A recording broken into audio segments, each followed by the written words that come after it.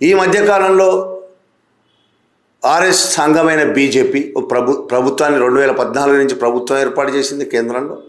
ప్రధానమంత్రితో సహా అందరూ ఆర్ఎస్ఎస్ కార్యకర్తలు, చాలామంది ఆ మంత్రివర్గంలో ఉన్నవాళ్ళు ఆర్ఎస్ఎస్ కార్యకర్తలు. వెనక నుంచి ఆర్ఎస్ఎస్ఏ నడుపుతుంది ప్రభుత్వాన్ని. ఈ ప్రభుత్వము నిజానికి భారతదేశ ప్రయోజనాల కంటే కూడా అమెరికా ప్రయోజనాల కోసం ఎక్కువ పనిచేస్తుంది అనే ఆరోపణలు రోజు రోజు ఎక్కువ అవుతున్నాయి.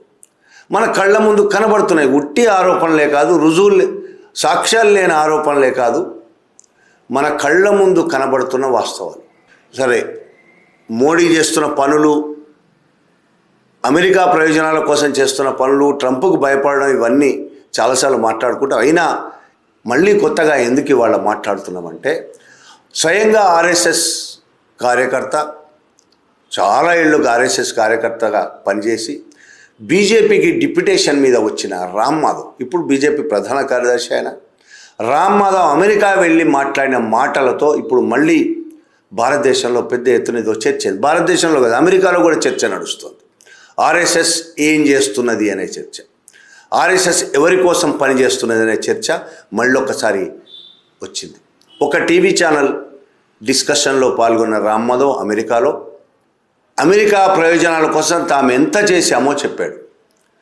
అమెరికా ప్రయోజనాల కోసం తమ భారత ప్రయోజనాలు ఎంత దిగజార్చామో చెప్పాడు. ప్రజలు వ్యతిరేకిస్తున్నా, విపక్షాలు వ్యతిరేకిస్తున్నా సరే అమెరికా ముందు ఎలా మోకరిల్లామో బహిరంగంగా చెప్పాడు.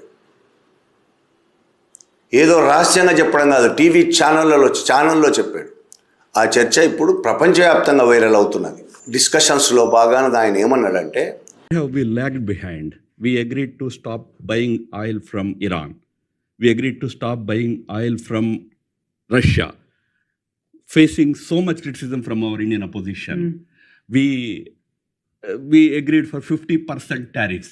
Agreed means we did not say anything. We maintained our patience. 50% tariffs we agreed. Today, in the new trade deal also, we agreed for 18% tariffs, higher than what it used to be. I mean, average